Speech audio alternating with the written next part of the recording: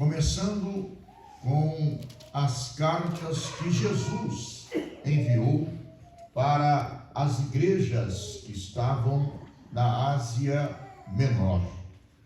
Curiosamente, a palavra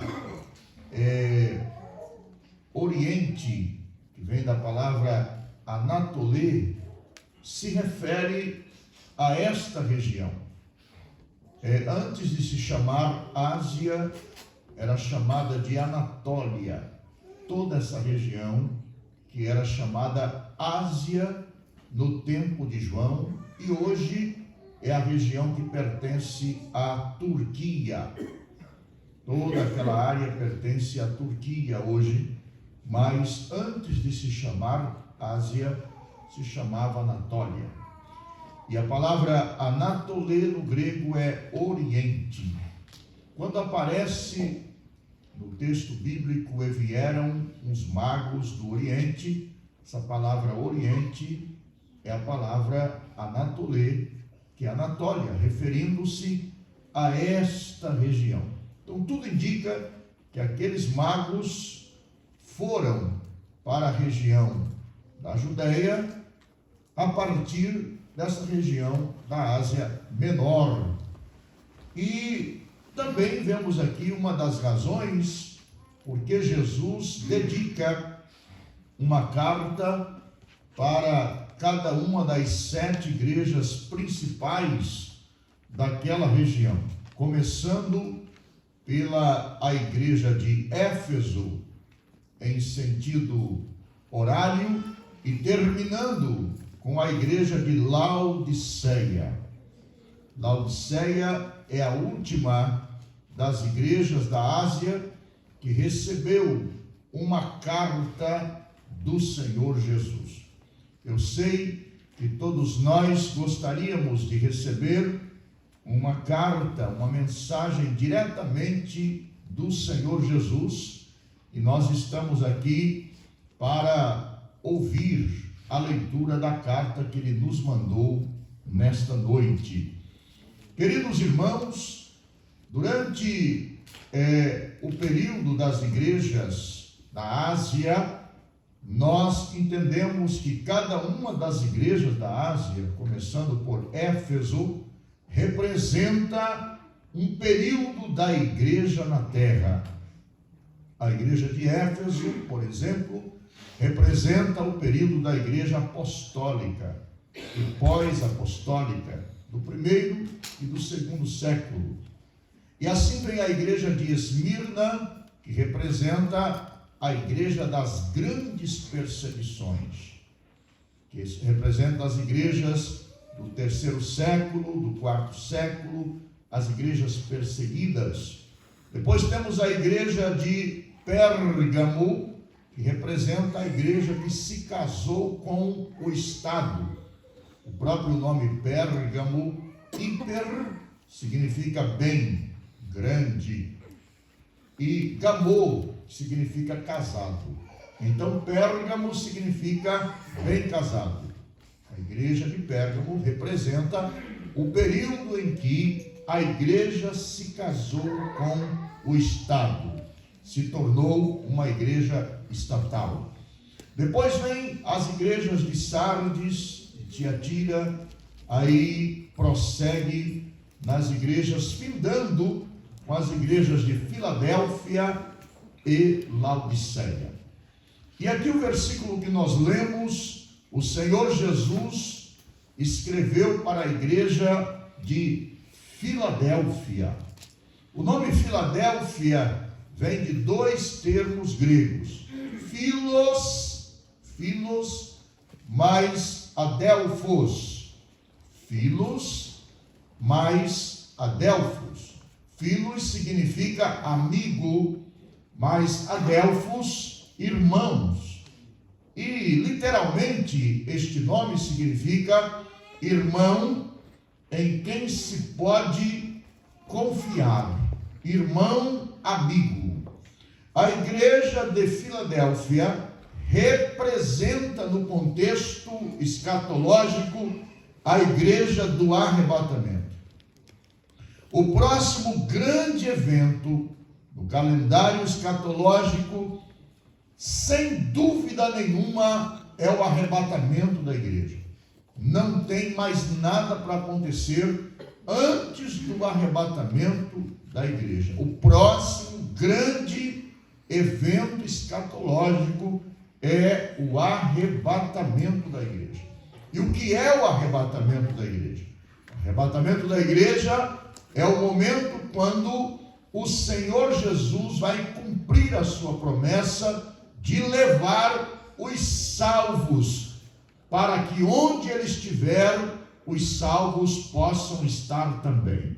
Como será o arrebatamento da igreja? Será num abrir e fechar de olhos. O termo utilizado pelo apóstolo Paulo, no capítulo 15, versículo 52, no momento, a palavra momento vem do termo grego átomo. Átomo quer dizer a menor partícula existente.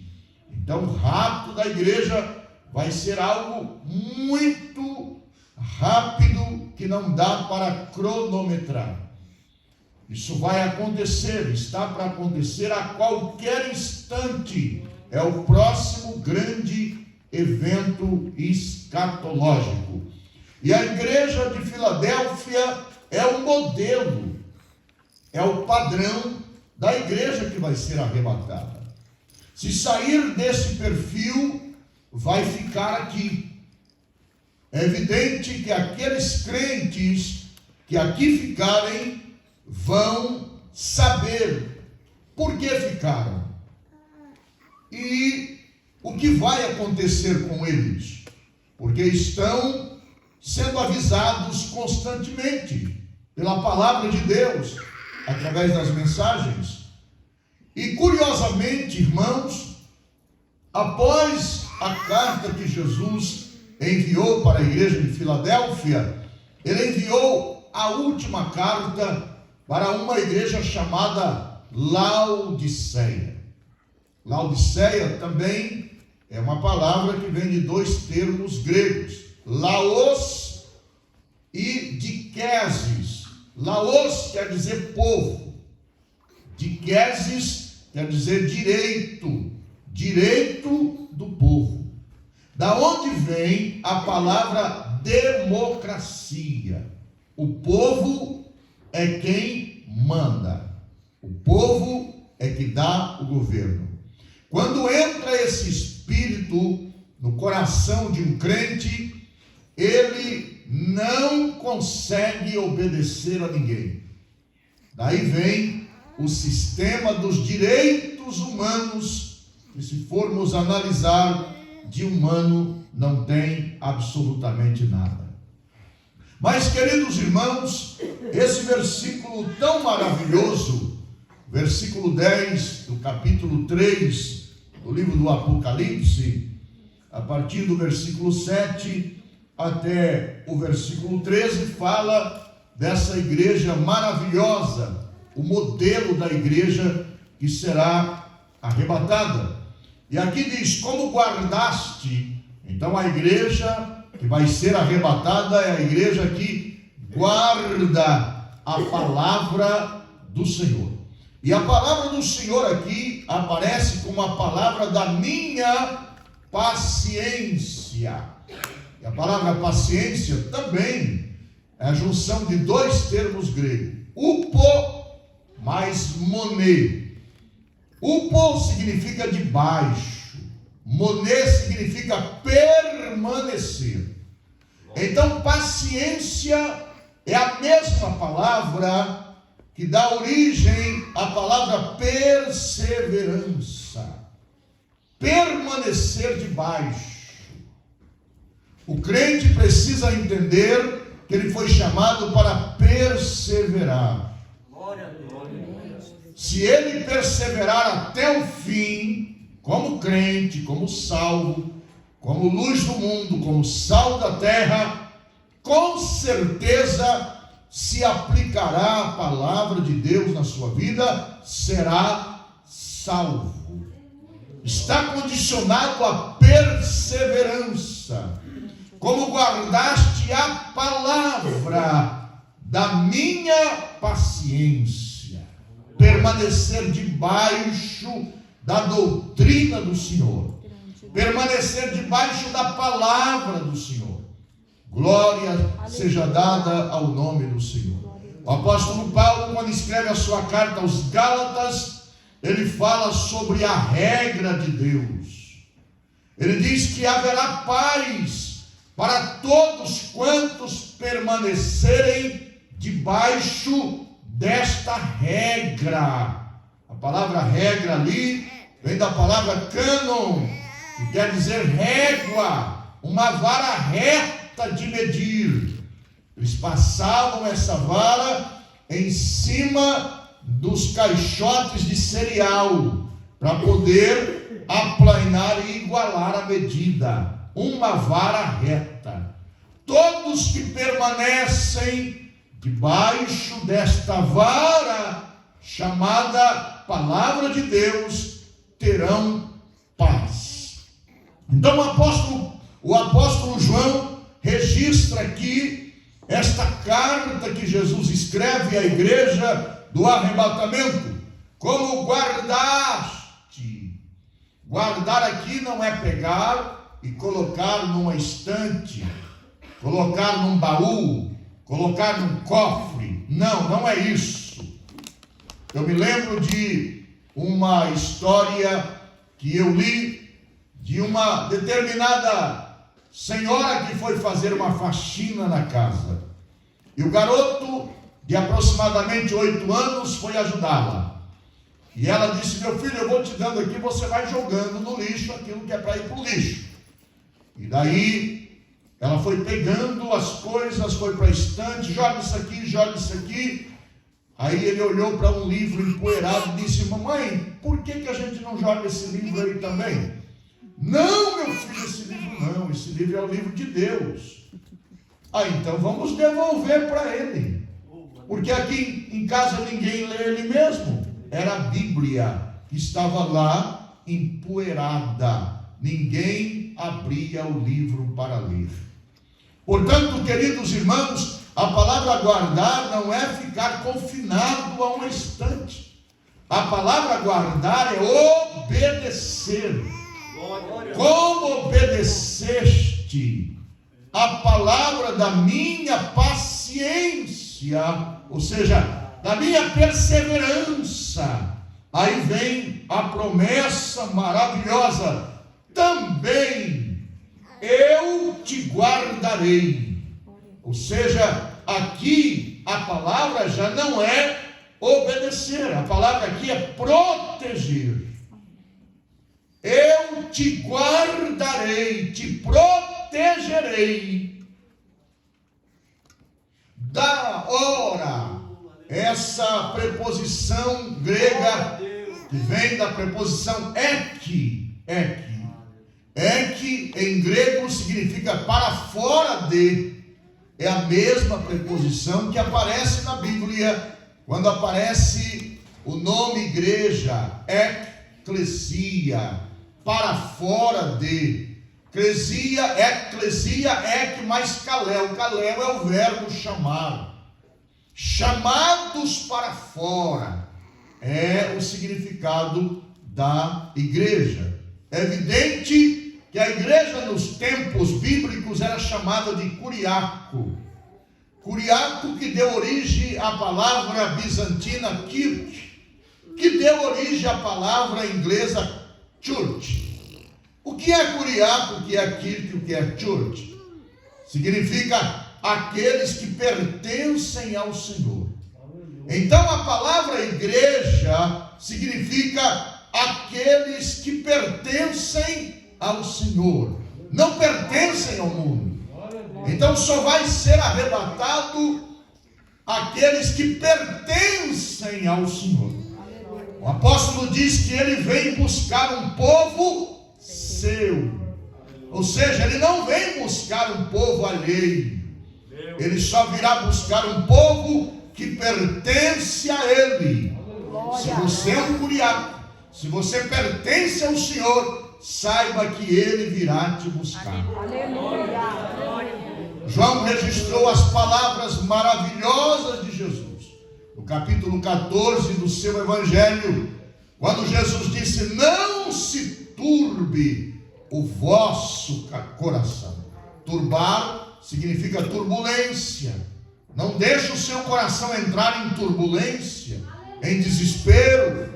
Não se turbe o vosso coração. Credes em Deus, credes também em mim. Na casa de meu Pai, ele afirma, há muitas moradas. Se não houvesse muitas moradas, eu lhes diria, vou preparar lugar. Mas como há muitas moradas, e quando eu for, eu voltarei. As moradas já estavam prontas e estão prontas desde a eternidade. Então Jesus não foi construir uma casa para cada salvo. Ele disse: se não for assim, eu vou, teria dito, vou preparar-vos lugar. Então, lá no céu, onde irão viver os salvos, há muitas moradas. Será que tem moradas suficientes para 8 bilhões de habitantes do planeta Terra? Tem. Será que tem moradas suficientes para todos aqueles que já morreram na fé? Tem. Glória a Deus, pois o céu é o céu de Deus, e a terra é o escabelo dos seus pés. E no céu de Deus existem miríades. O termo miríades é um termo bíblico que significa incontável. Miríades de miríades de anjos. Glória a Deus. O céu está populado. O céu tem uma população gigantesca de anjos. E o trabalho desses anjos é adorar a Deus constantemente. Isaías registra um tipo de ser angelical, numa escala hierárquica, está no topo da hierarquia, chamado de serafins. Foi o único profeta que falou sobre esse tipo de ser angelical. E esses serafins, como Isaías conseguiu descrever, eles têm asas, mas têm 6 asas. Diz que esses serafins trabalham, porque no céu não tem noite, eternamente eles trabalham da seguinte forma: 2 asas, eles cobrem o rosto, por causa do respeito para com aquele que está sentado sobre o trono. 2 asas, eles cobrem os pés, por causa da reverência por aquele que está sentado sobre o trono. 2 asas, eles voam trabalhando de forma reverente e de forma respeitosa. Glória a Deus. Isaías diz que eles são os únicos seres que têm acesso ao trono, cujo trono tem um altar, e nesse altar tem brasas vivas.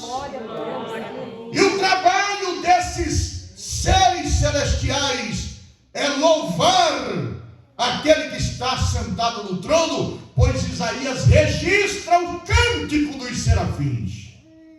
Serafins vem da palavra hebraica serafis, que quer dizer fogo. Fogo. São seres que é uma coluna de fogo. E eles têm acesso ao altar onde está o fogo.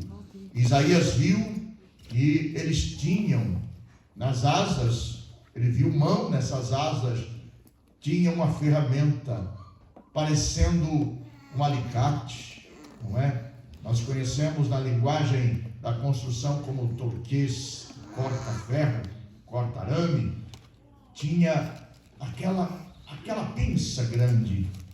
Ele ia lá naquele altar de brasas vivas e pegava a brasa viva e voava. Mas enquanto eles voavam, um dizia para o outro, não diz quantos serafins, podem ser milhares.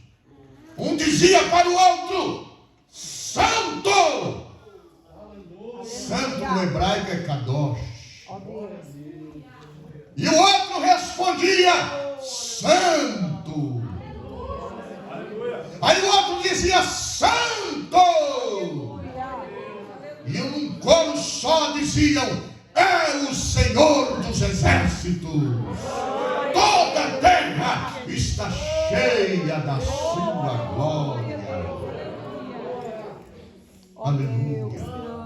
Glória a Deus. Curiosamente, dos serafins foi até o altar, pegou uma brasa viva. Sabe o que é uma brasa viva? É uma brasa incandescente. E voou em direção a Isaías, que havia sido arrebatado.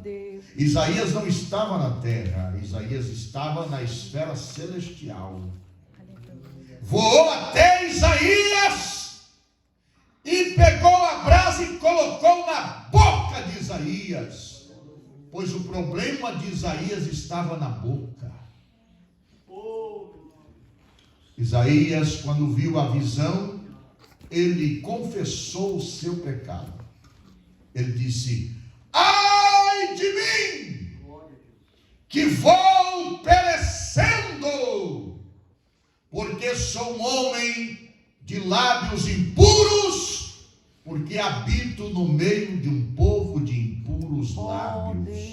E os meus olhos viram o Rei, o Senhor dos exércitos. Ele confessou o seu pecado, e o serafim recebe certamente de Deus uma ordem para queimar a iniquidade de Isaías. A língua dele foi queimada. E o serafim disse, isto purificou os teus lábios, e o teu pecado foi perdoado. Isaías, a partir daí, irmãos, escreveu mais 60 capítulos da vida, do ministério, da morte, da ressurreição de Jesus. Isaías escreveu. Esses serafins que estão no céu, a serviço do trono de Deus, estão na eternidade louvando ao Senhor. Os querubins que aparecem no livro do profeta Ezequiel também estão adorando o nome do Senhor. Ou seja, Deus não precisa de nós para compor um grande coral. Não. As estrelas louvam ao Senhor, formam a mais bela orquestra sinfônica do universo. Só que Deus resolveu me amar e amar a você também, glória a Deus. E Ele, por livre e espontânea vontade, sem que ninguém o coagisse, decidiu salvar você e te levar para o céu para formar este grande coral. Glória a Deus, aleluia. E nós não podemos perder isso por nada, irmãos. Não podemos por coisinhas banais perdermos isso. O arrebatamento está para acontecer a qualquer momento. Os salvos subirão e lá estarão para sempre com o Senhor. Você quer ficar livre de todo sofrimento? Seja fiel a Deus. Mantenha-se debaixo da palavra do Senhor, porque quando o Senhor Jesus voltar, você vai subir. Ou se você passar para a eternidade, você tem a sua salvação garantida. Quantos podem glorificar a Deus? Como guardaste a palavra da minha paciência, também eu te guardarei para fora da hora da tentação. Essa palavra tentação, perasmos, no grego, significa prova intensa, com o objetivo de aniquilamento. Essa hora, na Bíblia, essa palavra fala de um período de tempo. Esse texto está falando do período pós-arrebatamento, que é chamado de grande tribulação. Aparece no livro do Apocalipse como megas. Megas é grande no grego. Grande, megas. Tilipse, tribulação. Megas, tilipse, é uma tribulação que nunca houve igual na face da terra. E aqui neste versículo, o Senhor Jesus está dizendo que esta tentação, que é a megas tilipsis, ela, em primeiro lugar, ela será global. Hoje nós estamos vivenciando, irmãos, o que outras gerações não vivenciaram. Uma pandemia. O que é uma pandemia? É uma enfermidade que atinge todos os continentes, todas as nações, não necessariamente todas as pessoas, mas todos os países do mundo são atingidos pela enfermidade. É uma pandemia que globalizou. É uma pequena demonstração do que vai acontecer na grande tribulação. Megas, não tem outra maior. Esta vai ser a mais terrível. Primeiro, Jesus está dizendo que ela será global. Nós estamos vendo a guerra das indústrias farmacêuticas para conseguir colocar no mercado o mais depressa possível uma vacina. Há uma corrida desenfreada. Estados Unidos, Europa, China, Rússia, Brasil entrou nessa corrida para fabricar uma vacina, porque todos admitem que só vão ter um pouco mais de segurança quando a população for devidamente vacinada. A OMS diz que 90% da população mundial irão contrair o vírus caso não saia uma vacina. Quase 1 bilhão de pessoas, segundo a OMS, já contraíram esse vírus, quase 12% da população. Agora imagina, 12% para 90%, falta muito ainda. É uma pandemia. E eles estão estudando, fazendo teste. Durante o período da megas tilipsis, da grande tribulação, não será apenas um vírus. Serão dezenas, quizá centenas de vírus. Não vai dar tempo das indústrias farmacêuticas estudarem uma vacina, porque outro vírus já apareceu, já se tornou também pandêmico. Ou seja, o povo vai entrar em colapso, os governos vão entrar em colapso. Não vai dar tempo de fazer velório, porque as mortes serão sem precedentes. Talvez nem tempo para sepultura, porque será uma tribulação o qual nunca houve na face da terra.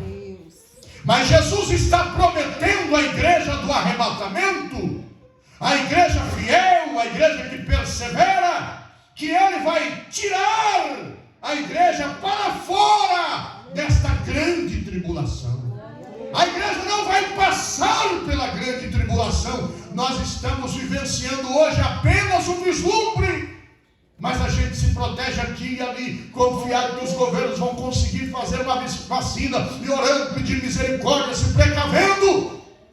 Mas não é uma megastilipsis, não é uma grande tribulação, porque a grande tribulação não vai constituir apenas uma tribulação viral, vai constituir numa tribulação que vai abalar o sistema global, em termos de catástrofes. A Bíblia fala que a terra, nesse período, vai cambalear como um bêbado.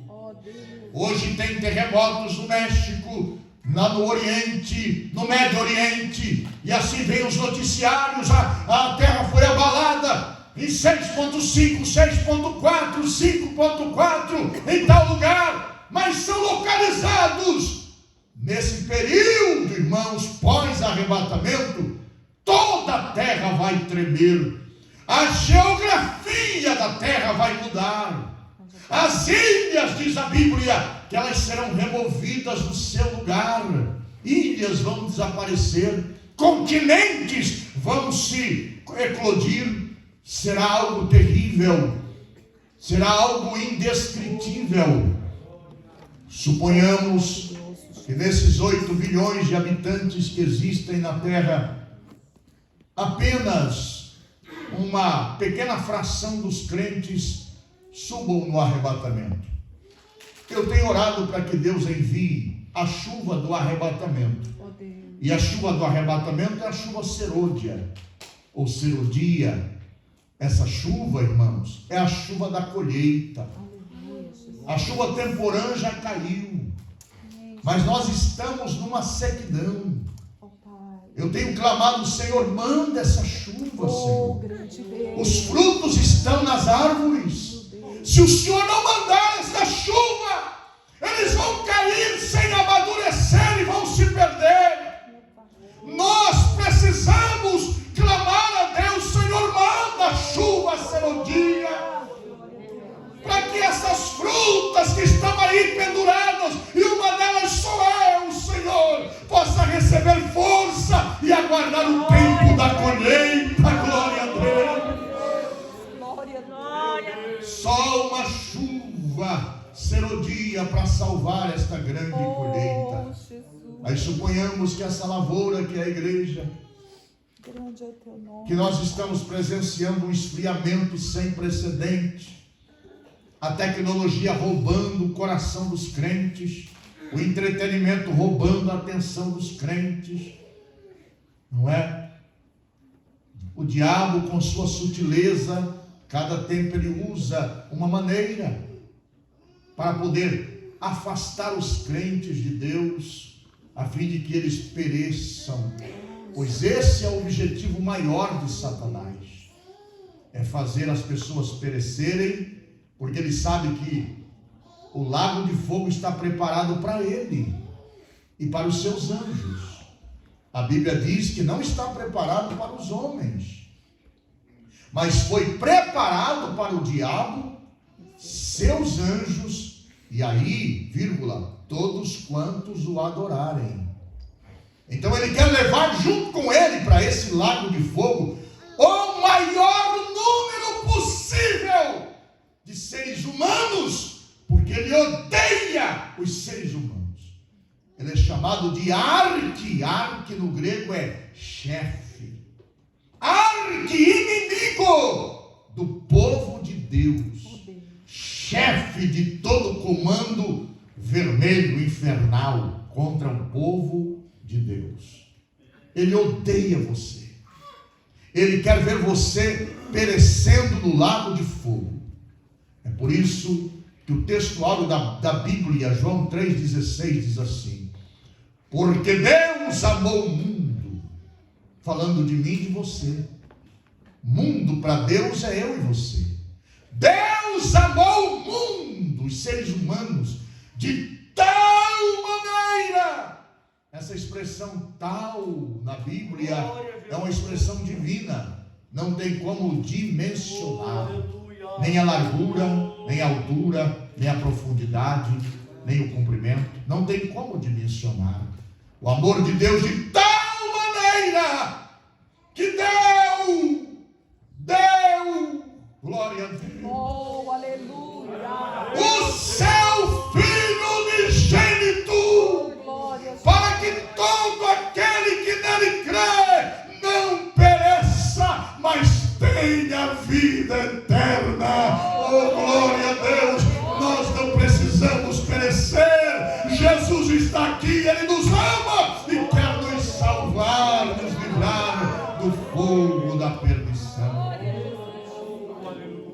Eu sei que você não quer perecer. Eu sei que você quer ter a vida eterna. Como guardaste a palavra da minha paciência. Aleluia. Também é Jesus falando. Não é o pastor José Lopes falando. Jesus falando. Eu te guardarei, te livrarei, te protegerei. Oh, Deus. Fora da grande tribulação. Meus amados irmãos, imediatamente após o arrebatamento começará o período chamado escatologicamente de Yom Kippur. Yom Kippur é uma festa judaica. E ela aponta para o período da grande tribulação, quando Deus vai expiar o pecado do povo de Israel. O período da expiação. Começa o período da grande tribulação. Eu vou só ler aqui o início desta grande tribulação, no capítulo 6 de Apocalipse, para nós encerrarmos aqui esta palavra. Havendo o cordeiro da Bíblia é o Senhor Jesus. Cordeiro é manso, cordeiro é dócil, mas esse cordeiro aqui, ele ira. A Bíblia fala da ira do cordeiro. Irmãos, eu nunca vi um cordeiro irado, mas o cordeiro aqui, ele ira também. Havendo o cordeiro, que é a pessoa de Jesus, aberto o primeiro selo, fala da escritura de propriedade. Aberto o primeiro selo, olhei e ouvi um dos 4 animais, fala do caráter de Cristo, que dizia, como em voz de trovão, glória a Deus, vem e vê. João teve o privilégio de ver de antemão o que vai acontecer imediatamente após o arrebatamento da igreja. E João disse, olhei, e eis que um cavalo branco. Esse cavalo branco aqui, irmãos, não representa o reino de Jesus, o reinado de Jesus. Este cavalo branco aqui representa o cavalo do anticristo. Ele sempre tentou imitar a Cristo. E o que estava sentado sobre ele tinha um arco. E foi-lhe dado uma coroa. Ele não tinha coroa. Ao passo que Jesus nasceu como rei. Ele é rei eternamente. Mas esse foi dado a ele uma coroa. A pessoa do anticristo. E saiu vitorioso para vencer. Imediatamente após o arrebatamento da igreja, o anticristo entrará em cena. Quem é o anticristo? O anticristo, aqui na Bíblia, é aquele que vai governar o mundo inteiro.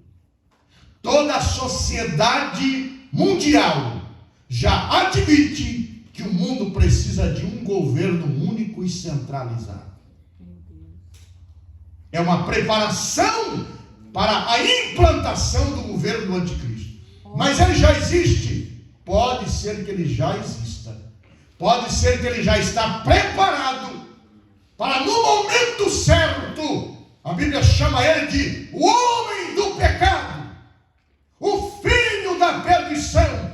Mas a Bíblia diz que Jesus vai derrotar este homem do pecado pelo sopro da sua boca. Glória seja dada ao nome. Aleluia. Aleluia, aleluia, aleluia. Só o Senhor é Deus. E havendo aberto o segundo selo, vai abrindo o livro selado.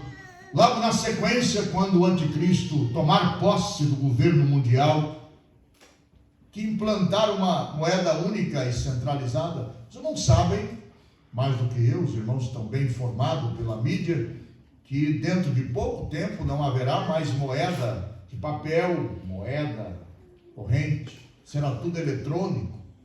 não é? Isso já diz que será uma moeda única e centralizada. Então, as pessoas que costumam guardar o dinheiro no colchão, eu aconselho para você não fazer isso. Invista na obra missionária, não é?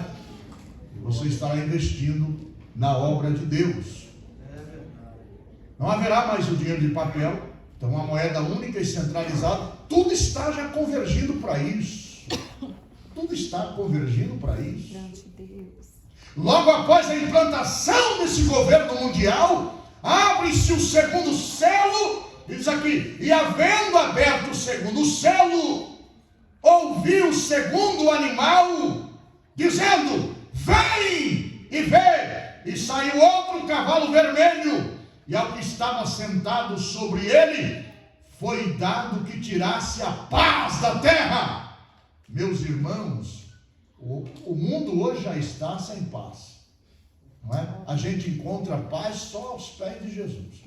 O diabo está trabalhando para tirar a paz. A pessoa não tem paz, está em casa, não tem paz, sai, não tem paz, viaja, não tem paz, e vai para um restaurante para ver se a paz está lá, não está lá, vai para um cinema, não está lá, vai para uma jogatina, não está lá, vai para um prostíbulo, não está lá, vai para a cachaça, não está lá. O povo está sem paz. Você deve valorizar a paz que você tem. Você tem paz e você não percebe, porque o príncipe da paz está com você. Glória a Deus. Você não precisa se afogar nas bebidas alcoólicas, na prostituição, nas drogas, na miséria, porque você tem uma paz gloriosa que o mundo não tem. Por mais que o diabo tenta roubar a sua paz, mas ele não consegue, porque Jesus, o príncipe da paz, vive no seu coração. Glória a Deus. Oh, aleluia. Às vezes a paz é tão grande que a pessoa dorme até demais, não é? E a paz é grande. Você quer ver dormir mesmo, é dobrar o joelho para uma vigília. Aí dorme, porque aí vai para os pés do príncipe da paz e ali descansa. Aquele sono pesado, não é, irmãos? Mas quando abriu o segundo selo, aparece um cavalo vermelho. Vermelho fala de guerra, irmãos. As guerras sem precedentes. A gente ouve falar, a terceira guerra mundial está para eclodir, a terceira guerra mundial está para eclodir. Irmãos, será uma guerra sem precedentes.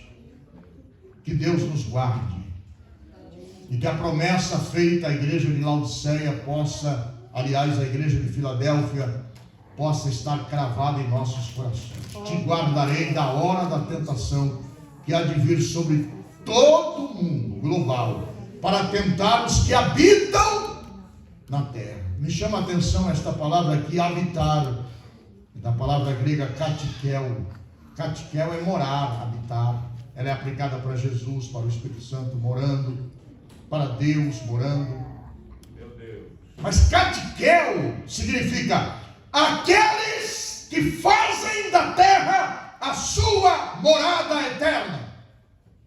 Se traduzirmos aqui, para tentar aqueles que fazem da terra a sua morada eterna. A terra não é a sua morada eterna, meu irmão. Passarinhos, belas flores querem te encantar, mas tudo isso são vãos terrestres, esplendores. Nós temos que estar contemplando, é o nosso lar. Glória a Deus. Aleluia. Oh, louvado seja o nome do Senhor. Você trabalha, paga suas contas, vive uma vida honesta, porque o crente tem que viver assim mesmo. Se Deus lhe der uma oportunidade de ter alguma coisa e administrar, administre tudo para a glória de Deus. Quanto mais Deus for lhe dando, mais seja fiel a Ele, mais contribua, mais ajude a expansão da obra de Deus na face da terra. É o que você deve fazer. Mas a terra não é a sua morada eterna. A gente vê os homens brigando por poder. Às vezes a pessoa está de bengala e quer ser o presidente dos Estados Unidos. Já não está aguentando nem sustentar o corpo. O que ele vai fazer? Não estou falando que está acontecendo isso agora, mas a gente vê acontecer isso. A pessoa já está na hora de preparar a vida. Olha, já vivi bastante, Senhor, me ajuda agora. Pelo menos a minha negligência me perdoa, consertar, acertar a vida. Pelo menos Deus deu tempo para ele. fosse viver para sempre aqui na face da terra. Para que viver aqui para sempre? Anoitece, amanhece, de manhã você acorda segurando as costas, não é? Ai, não é? Aí come e deita, dorme, levanta, vai trabalhar, volta. Essa rotina, irmãos, cansativa. Isso é uma miséria. No céu não vai ter nada disso. No céu você vai estar somente em festa, festa, festa, festa, festa, festa, festa, festa. Glória a Deus, eternamente festa. A terra não é a nossa morada eterna. A nossa cidadania está no céu.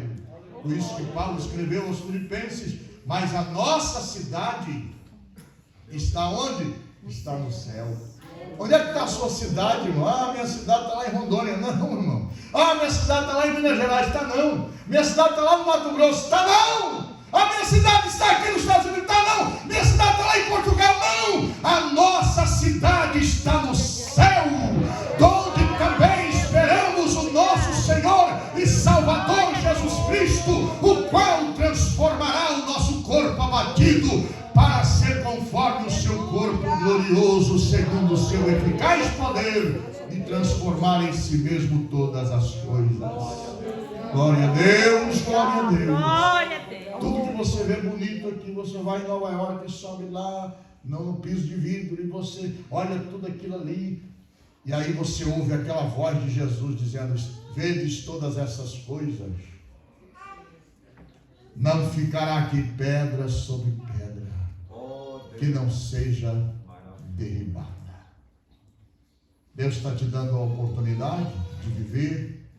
Viva honestamente, seja crente aqui na igreja, em casa, no trabalho, na escola. Seja crente, porque só vai valer a pena para quem for crente. Também te guardarei da hora da tentação que há de vir sobre todos aqueles, Catiquel, que fazem da terra a sua morada eterna. Nós devemos trabalhar para não ser pesado ao nosso próximo, pois é um mandamento bíblico. Nós devemos trabalhar para dar uma vida menos sofrida à nossa família e não dever a ninguém, na medida do possível, nós pagarmos se for possível, porque às vezes existem situações que é só Deus para resolver e Ele resolve. Glória a Deus, é verdade. Mas nós devemos pensar o seguinte: isso aqui vai passar. Isso vai passar. Estou sofrendo humilhação, estou sofrendo desprezo, mas isso vai passar. Eu preciso permanecer fiel. E você sabe que uma das coisas que vai deixar o crente aqui é a questão do relacionamento. Os crentes não conseguem se relacionar. A igreja precisa entender que ela não é apenas um grupo unido, mas ela é uma unidade. Unidade é diferente de união. A igreja, ela deve ser uma unidade. União é você pegar dois ferros e soldar. Você uniu os dois ferros.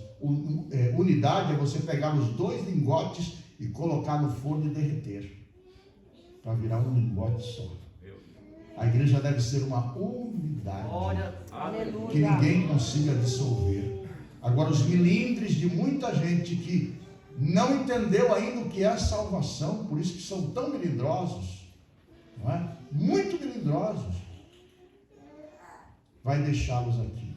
O apóstolo Paulo, ele diz que nós devemos levar as cargas um dos outros, e assim nós cumpriremos a lei de Cristo. Essa é a lei de Cristo. Aleluia. E também o apóstolo diz: suportando-vos uns aos outros, perdoando-vos uns aos outros. É unidade. Ele falhou com você, mas você também falha. E nós precisamos perdoar e sermos perdoados. Glória. E aguardar a bem-aventurada Aleluia. esperança e o aparecimento da glória do grande Deus e nosso Senhor Jesus Cristo. Amém, irmãos?